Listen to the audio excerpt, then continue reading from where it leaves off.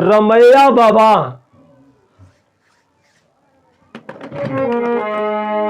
तो कर्पूरी गौरम करुणावतारम संसार सारम भुजगेंद्रहारम सदा वसंतम हृदयारविंदे भवम भवानी सहितं नमामि भवाय भवनाशाय महादेवाय धीमहि उग्राय उग्रनाशाय सर्वाय शशिमौलिने।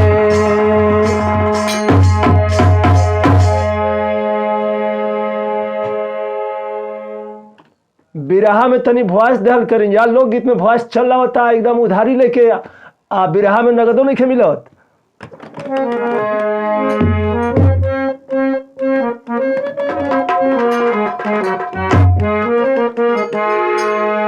हर में या हरी में कोनो अंतर ना बा। ये लड़का बैठ जाइए वहां पर, बगल में प्रिंस भैया बैठा दो, जे भी हमें बैठे की जगह हो तो बैठा हो। हर कहल जरा भगवान शंकर के, हरि कहल जरा भगवान विष्णु के। तो हार्दिक स्वागत हर पहर, हार्दिक स्वागत हर पहर, हर का हरि करे।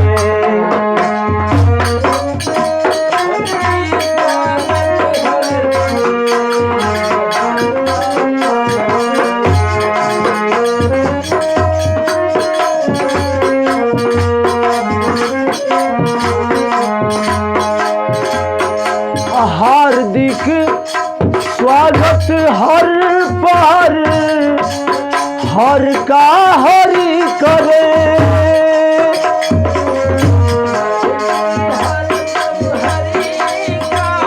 जय हो जय हो जय हो।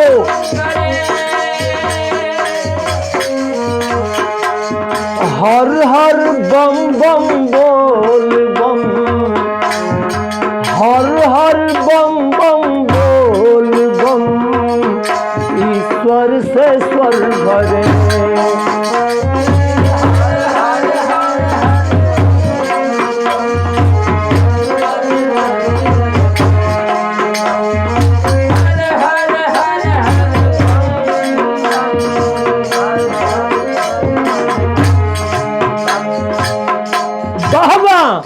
तनी बात समझ जाओ। राधे श्याम भैया नाल पर बनो मोहनपुर के, राहुल पांडे झाल पे बनो भगवानपुर के, राम खिलावन पाल खिलाओ भैया बनो चंद पे भगवानपुर के। हमार टेंगर सर जी के भी बार बार आप लोग देखत हो खाओ। हमार बहुत एल्बम आप लोगन के बीच में जाला। सब्सक्राइब करी, लाइक करी, कमेंट करी। आए आप आनंद लेकर के, मजा लेकर के शेयर कर दी आगे और भी कोई मजा ले। बात के शुरुआत में कहाँ के बात में, केकर बात में, कैसन बात में।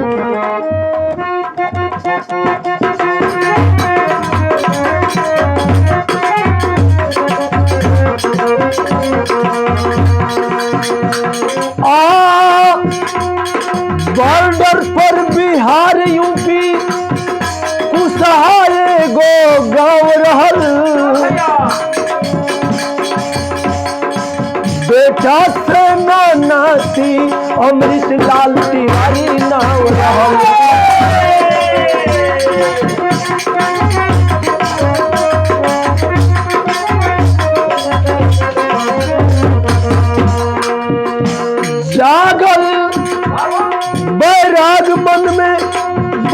भइलन या घोर हो गाँवे के पश्चिम ऊनी दी कुटिया के भइल शोर हो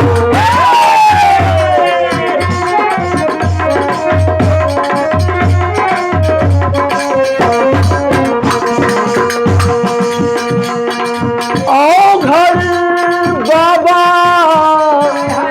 आओ घर बाबा आओ घर बाबा आओ घर बाबा एगो पोखरा खनवलन हो भ्रमण में रमण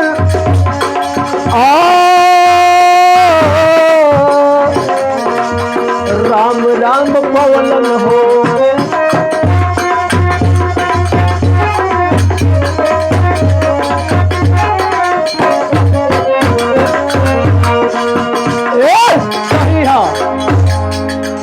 तनी बात समझ लो यूपी या बिहार के बॉर्डर पर एगो कुशहा गांव बा कुशहा ओही कुशहा गांव में ये बाबू अमृतलाल तिवारी रहलन अमृतलाल तिवारी के एक बेटवा ओ बेटवा के बियाह कैलन जब बियाह कैलन आखिर ऊ लड़का के फिर गौना कैलन पत्नी घरे आई में लेकिन उस बेटा से उनको बेटा नहीं हुआ अर्थात नाती नहीं हुआ तब तक उनका बेटा मर गया।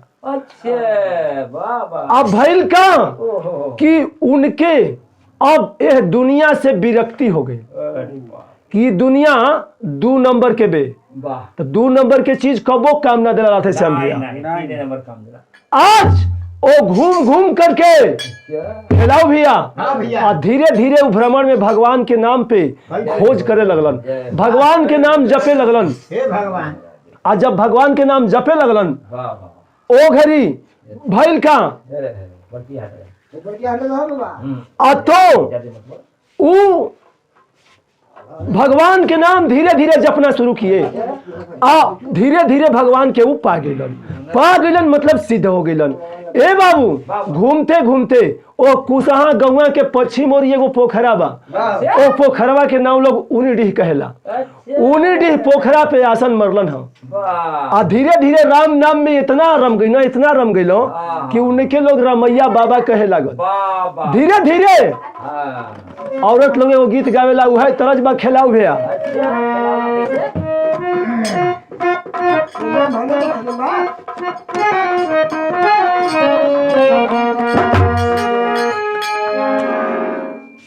लोग कहेला आप जब बाबू लोग का नहीं दे हमन के दे दे टेंगर सर जी के दे दे हाउ मिस्त्री जी के दे दे जब बाबू लोग का नहीं दे वो लोग कहेला अरे ना जोग या नारस ना जोग बनारस जोगवा हमारा मम्मी के पास जोगवा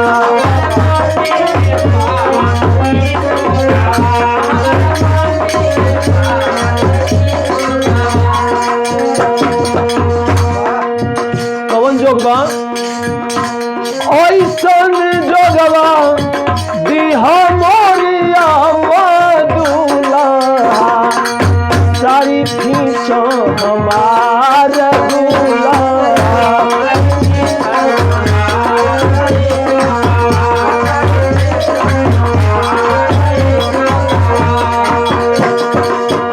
चाचा जी जगह बा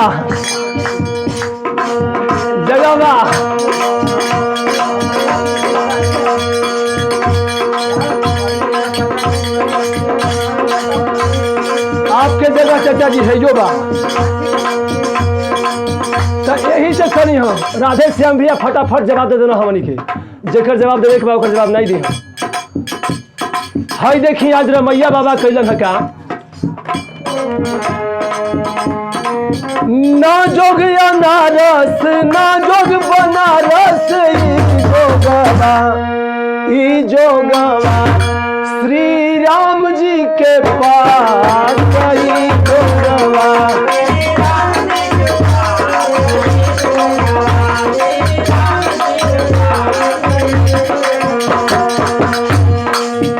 बोतल के पानी से बचल होटल।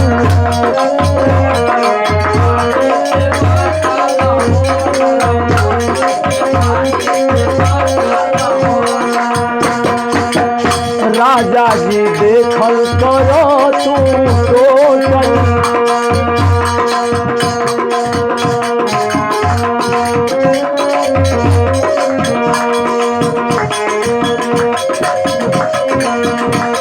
ना भजलन भजन भजलन भजन ई लोगवा ना जानो संन्यास ई लोगवा।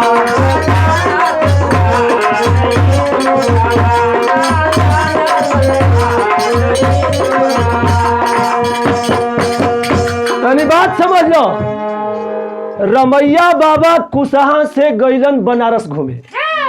अब बनारस रामनगर के राजा उनके ना पहचान रहलन कि के ह।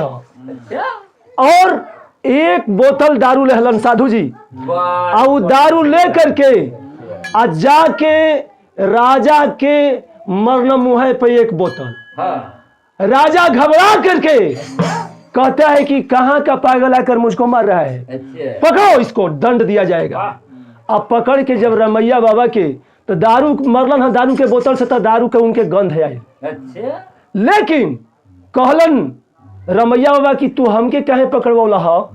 तो कहलन कि तू हमके काहे मारा तला, पागल हवा का? तो कहलन कि हम पागल नहीं, कि तू पागल वाला, तोहरे बनारस में आग लगल बा, राजा हवा के बुतावे के चाहिए न।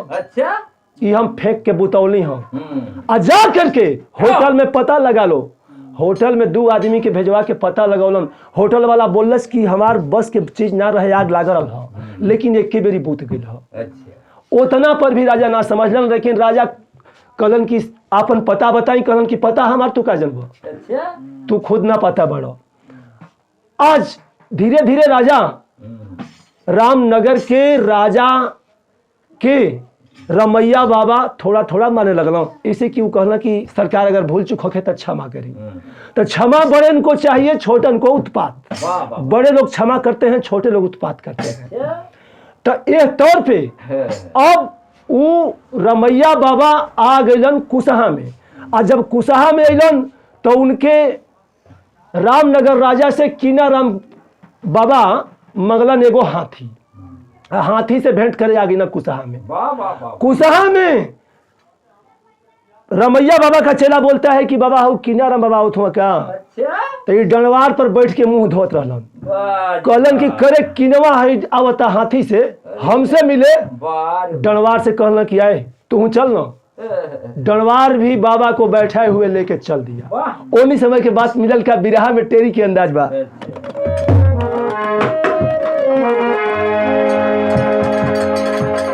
अरे हाथी से किन्ना राम आवेलन, चल चला चल तू मोर साथी, मोर साथी, मोर साथी, मोर साथी।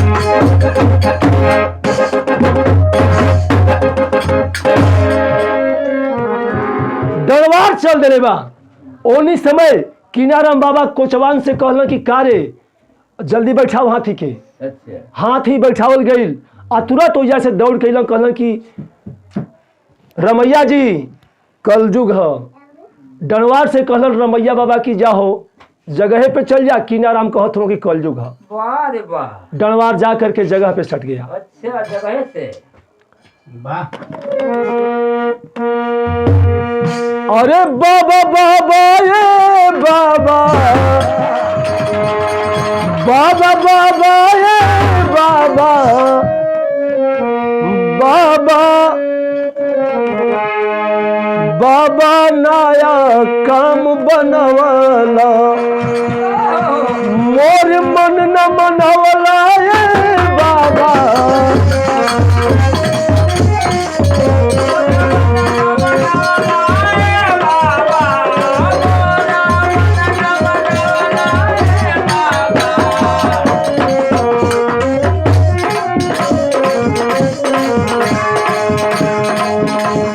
अरे बाबा बाबा ए बाबा, बाबा काया काया बनवला,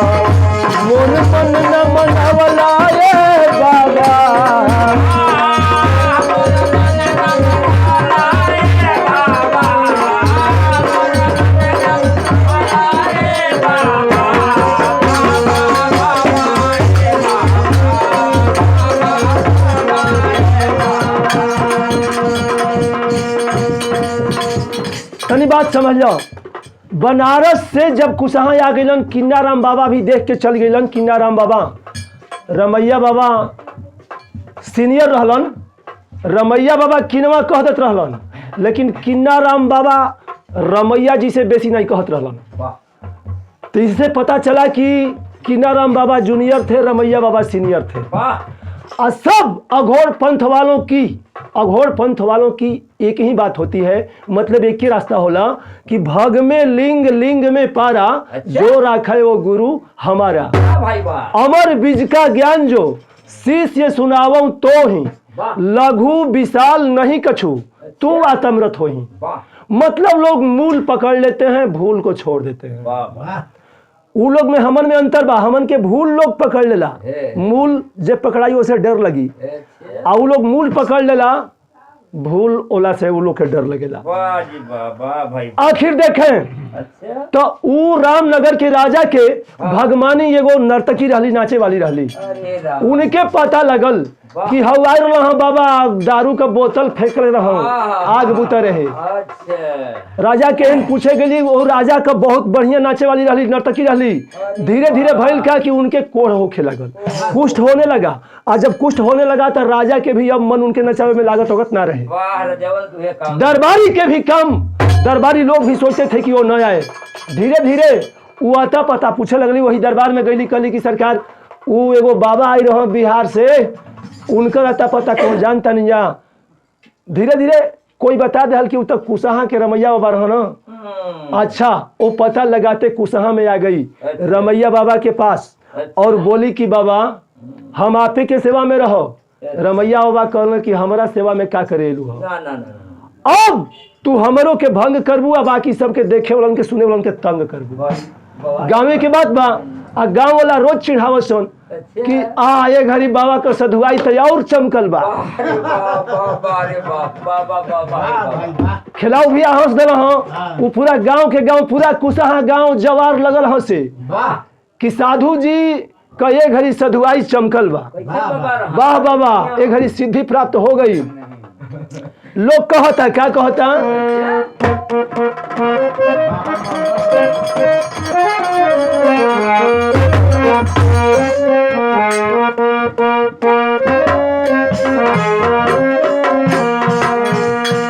बाबा हो रमैया बाबा धन रउआ बानी जी।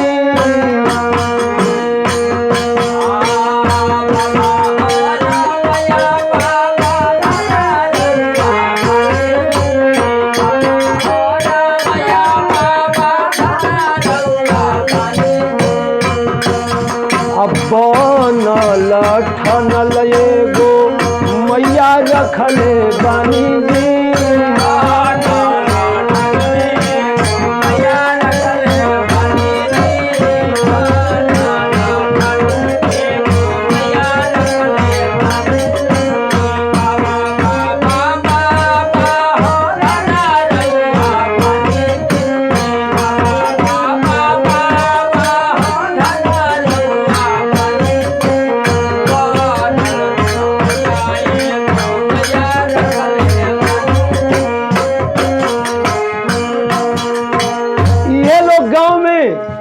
जे गांव से निकलता यह कहता।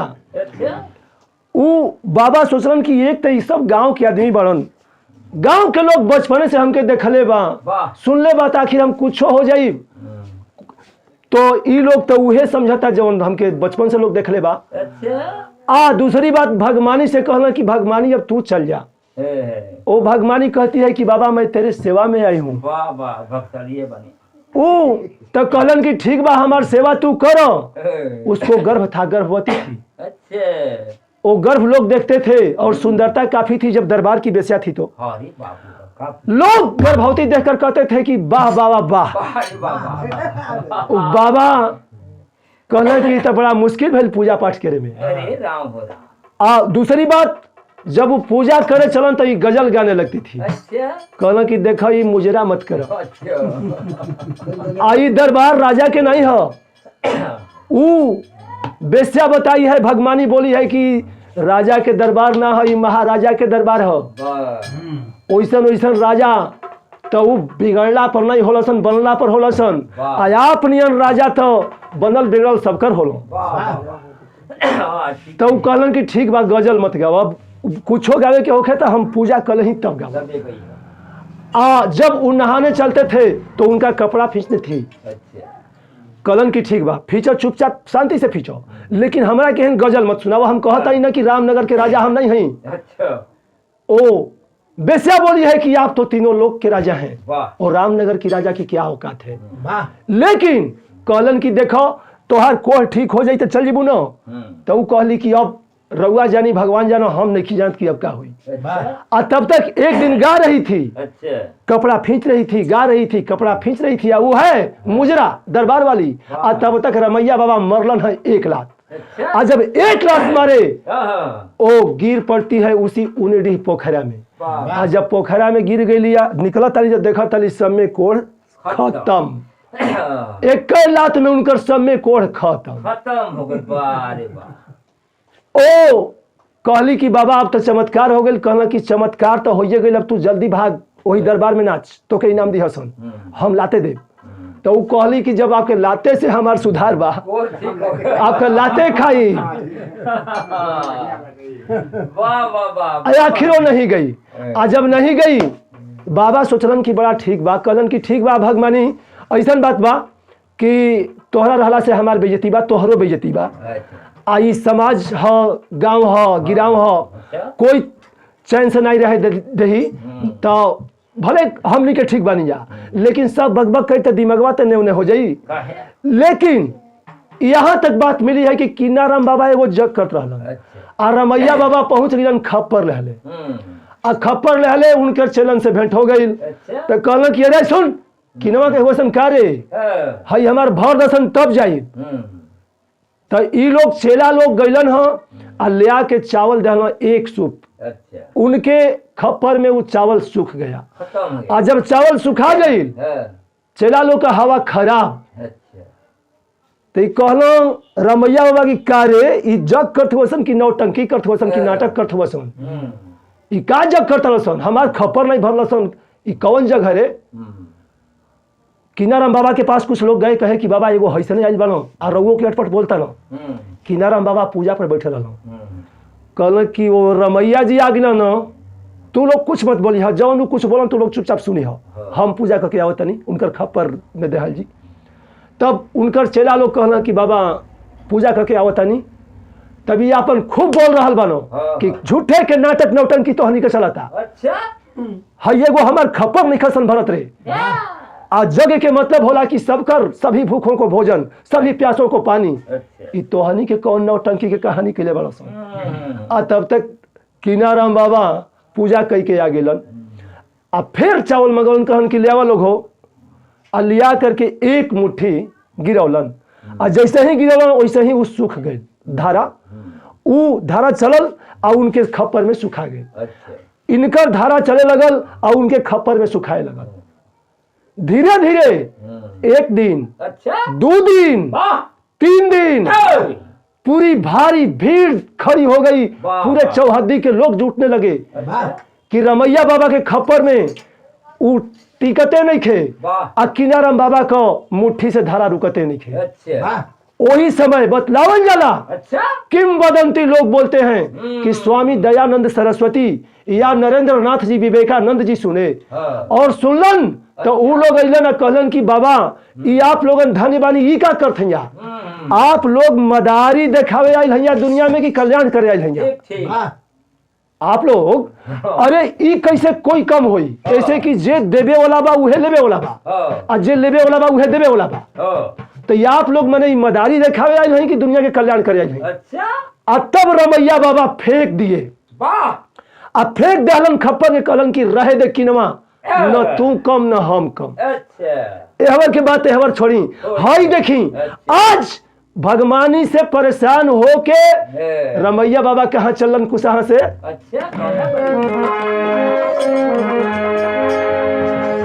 कटाक्ष से कट कर बाबा भागे रॉबर्टगंज गोटी बांध। कंदमूल से जीवन यापन भागी भगवानी भी गोटी बांध।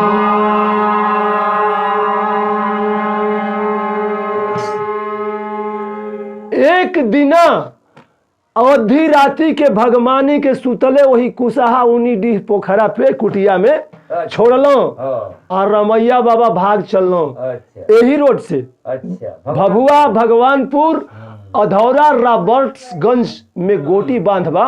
वही गोटी बांध में आसन जमाई लगलो आ कंदमूल आहार करे लगलो। आ एहवर सुबह बेचैन हो गई बे भगवानी कि बाबा कहाँ गइलो। गाँव में जाके पूछत या कि का हो हमार बाबा के लोग देखला तो लोग कहते कि तू ही न जानबू कि तोहार बाबा हुआ कि का हुआ। तो उनका घरे अगल बगल में लोग बोले कि तू ही 24 घंटा उनके धैर्य रहता जब नहीं खूब पता जाना तो हमने क्या जाने धीरे धीरे पता लगाते गोटी बांध में पहुंची। पहुंच गई। आज जब गोटी बांध में पहुंचल बड़ी आज तब भइल का बस 2 मिनट आप लोग से रिक्वेस्ट 2 मिनट। अब गोटी बांध में जब जाती है चाचा जी के बैठाओ प्रिंस नीरज उस बोरा पे बैठ जाओ चाचा जी को बैठाओ। आखिर भइल का कि अब गोटी बांध में जा करके भगवानी जब चल गई तो बाबा करन की ला ये जो आ गई का कहली कि ये बाबा रउआ के छोड़ के हम कहाँ जा सकीला। तो कहली कि दुनिया ना जिए दही बाबा कहलन तो के देखी तो कहली कि दुनिया से हमके कामे नहीं हमके रउआ से काम बा। अब उ बाबा गोटी बांध से अलन है भगवानपुर। अब भगवानपुर जब गली गली घूमे लगलन उन्हीं समय के बात मिलल का कि कसर जन रखिया भगवानी बाबा का बड़ा फेमस गीत रहे वो घड़ी के वो टाइम के लोग बतावेलन कि कसर जन रखिया भगवानी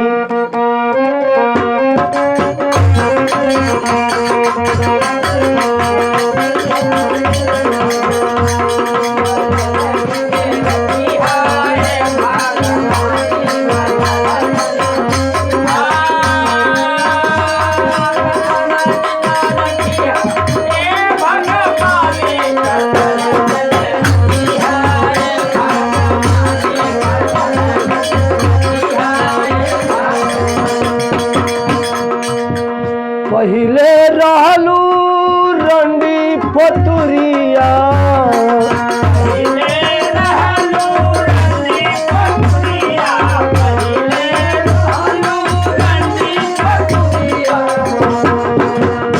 और अब तो भइलू रमैया की रानी कसर जन रखिया भगवान।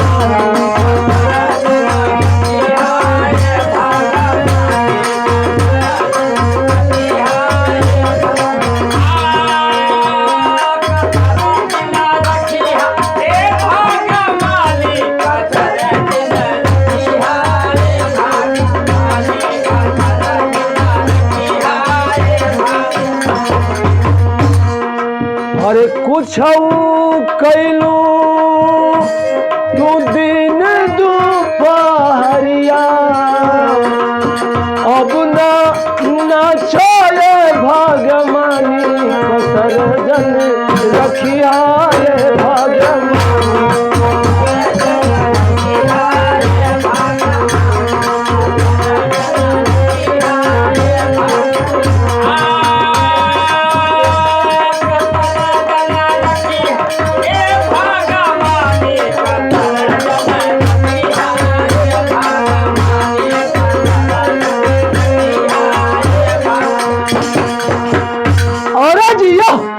हमरे भगवानपुर के बहुत आदमी बतावेलन कि रमैया बाबा कुछ लोग बाजार में है लालचंद बाबा बड़न गुलाबचंद लालचंद भाई लालचंद दोनों लोग भाई बनो लालचंद बाबा हम तो बताओ रह जा कहत रह कि रमैया बाबा हमरे केहन आओ तो हमरे केहन मिठाई का पानी पियो आ कहो कि तोहन के कबो गरीब नहीं हुई बसन कोर्ट पर भी जात रहो कबो कबो भजन गावे में गड़बड़ात रहो तो कहत रहो कि घी के लड्डू कैसनो चलेला ठीक ठीक घी का लड्डू टेढ़ा भला वाह खिलाओ भैया अरे खिलाओ रे हम आज तब तक ऐसनो बात मिलल बा कि उनके गौवा के बगल में पोखरवा पे रहत रहलो एगो खेखड़ा गांव बा आ खेखड़ा गांव से एगो दलित बस्ती के मतलब छोटी बिरादरी के कोनो छोट जाति के एगो लड़का रहे उ मर गई रहे और ओके लोग ले जात रहे अंत्येष्टि क्रिया करे बदे वही पोखरवे पर बाबा रोकवलन कहन कि रोक ये अकेले है अपने माई बाबू के तब ही कहे कि अबे जाई रे आ तुरंत ओके जिया दहलन ऐसा चमत्कार देख करके दुनिया उनके पीछे पड़े लगल लेकिन वो लोग सोचेला कि माया में काया जे सनले बा ओसे मलिन होखे से अच्छा बा कि दूर ही चला नहीं तो तुरंत लोभ होली बात कही है बाबा हमार 2 डिसमिल जमीन मुंबई में खरीदा जाए ना तो बाबा आपके का कोले बनी तो उ लोग सोचेला कि एक इच्छा बा ओ इच्छा के भिक्षा से अच्छा बा कि शिक्षा लेके अलग हम रही धीरे धीरे भगवानपुर में जौन हाई स्कूल के पीछे शंकर जी के मंदिर बा वही शंकर जी के मंदिर में बाबा पूजा करत रहलन भगवानपुर में अस्थाई उजे रहत रहलन यहाँ तक लोग बताए कि जो लाठी लेके वो घूमते थे वो लाठी रात में सर्प बन जात रहल सुबह में फिर उहे सर्प लाठी बन जा उहे लाठी लेके चलत रहल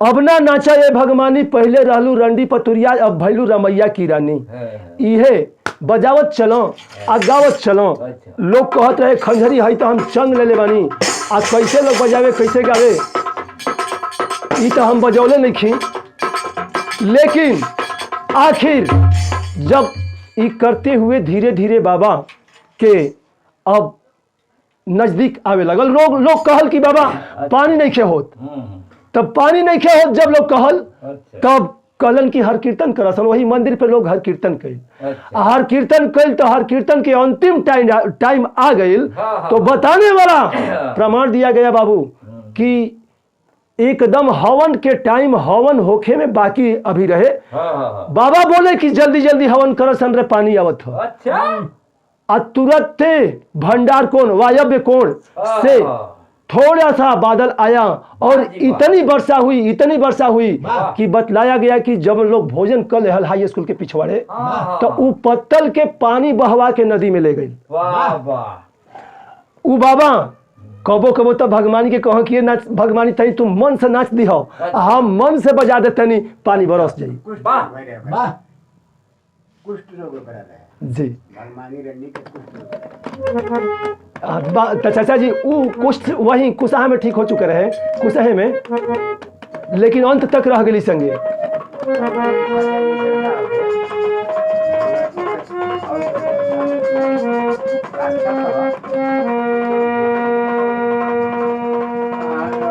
तो भगवानपुर के बात कहानी मोर बात मान ला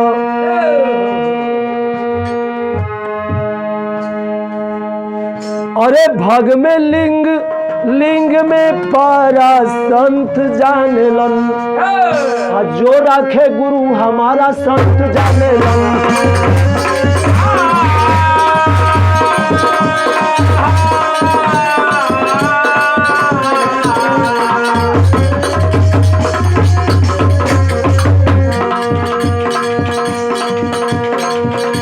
अमर बीज का ज्ञान जो शीश सुनावो तो ही लघु विशाल नहीं कछु तू आत्मरत होही अब बेतिया महाराज के बतिया निहोरा मानलन जो राखे गुरु हमारा सब जाने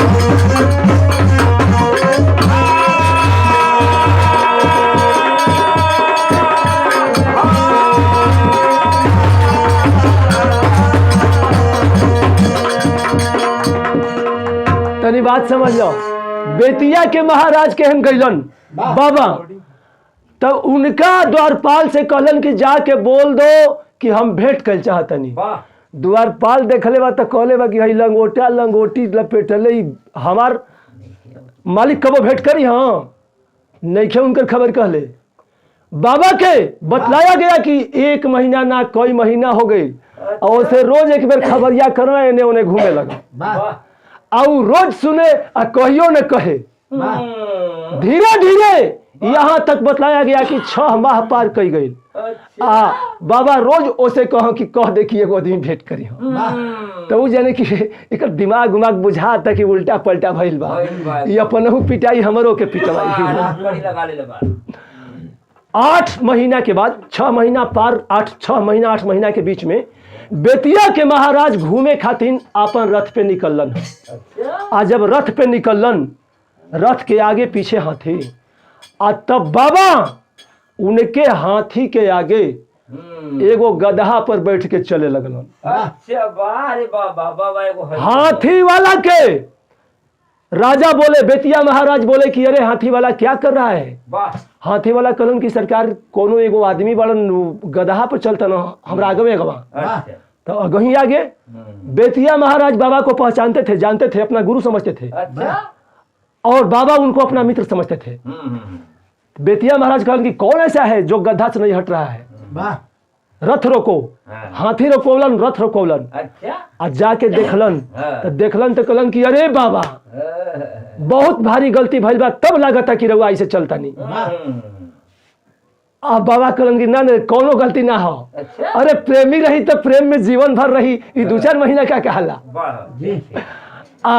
बस खाली हम चगोठले रहनी हाँ तोर द्वारपाल नहीं कहतल है तोरा से। ठीक है कहले सा चाचा जी संत के कोनो कष्ट नहीं देना जेकर जैसन बुद्धि रही।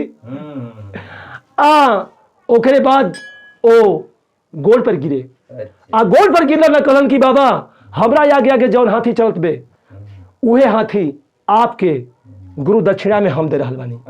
वो हाथी बेतिया महाराज बाबा को दान कर दिए। अब बेतिया महाराज से हाथी लेकर के बाबा रामनगर के राजा के दे दहलन। धीरे धीरे अब देखी हमनी के अब चरम सीमा पे पहुंच रहल बानी। हाई स्कूल में जवन आप लोगन नया कार्यालय बनल बा नया कार्यालय के बगल में सीढ़ी पर चढ़े वाली एगो रास्ता बा छत पे। ऊ छत पे आप लोग वही चौकट बड़ा चौड़ा बा साधारण लंबाई तो कोई खास नहीं है दरवाजे की चौड़ाई कोई खास नहीं है लेकिन ऊपर की चौखट पत्थर के ऊपर 8 लाइन सीताराम सीताराम सीताराम सीताराम लिखा हुआ है। बतलावल गल कि रमैया बाबा सिल्फर के डांटी से लिखले रहलन। फिर हम गई रहली ये आप लोगन के बीच में सुनावे से पहले प्रमाण देखे बदे तो हम देखा तनी लोग चूना पेंट कर दिले बा। ठीक है कैले बा वो चौकट का बनल नहीं खे लेकिन चूना पेंट लोग कर दिले बा। अंत में बाबा समाधि हमें लेहलन। अंतिम लाइन की ओर धीरे धीरे हम बढ़ रहल बानी। अरे मुर्दा भइल जिंदा चमत्कार बाबा नमन हम करिला नमस्कार बाबा।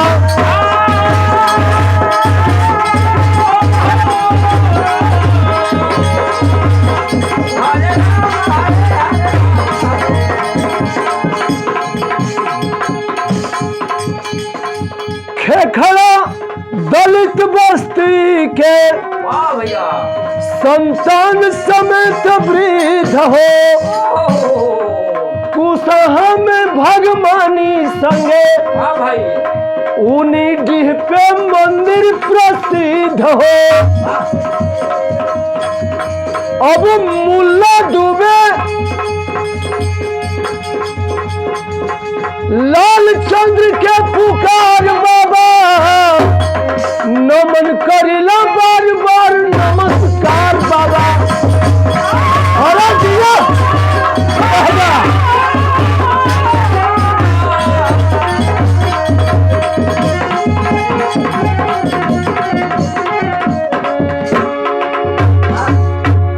तनी बात समझ लो। बाबा इहवे समाधि रहलन। भगवानपुर हाई स्कूल में आप लोगन जइबो तो समाधि स्थल एगो बहुत बढ़िया चबूतरा बनल बा। ओ चबूतरा के लोग छा देले बा दक्षिण आ पश्चिम ओरी।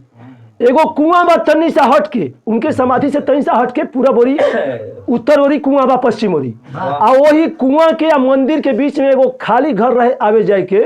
ओ घर के नाम बाबा रख रहन बम बमवा बम बम। मूल चंद्र दुबे, मसही के मुल्ला दुबे जगन्नाथ जी मंदिर के पुजारी ही बड़ी दिन रह चुकल बानो। उहे मुल्ला बाबा हमसे बतावत रहलन कि रमैया बाबा से उनसे बार बार बातचीत भई रहे, उनकर कहल सुनल बहुत काफ़ी प्रमाण हमके देते रहलन। और ओकरे बाद बाजार में लालचंद शाह बाबा बनो, उहो बतावेलों। ए तरह से कई गो देखल सुनल लोग हमसे प्रमाण देले बा। आखिर यही से अब कहल जला कि महादेव ईश्वरी क्षत्रज्ञ गुरु बेचन स्वर्ग सिधारे।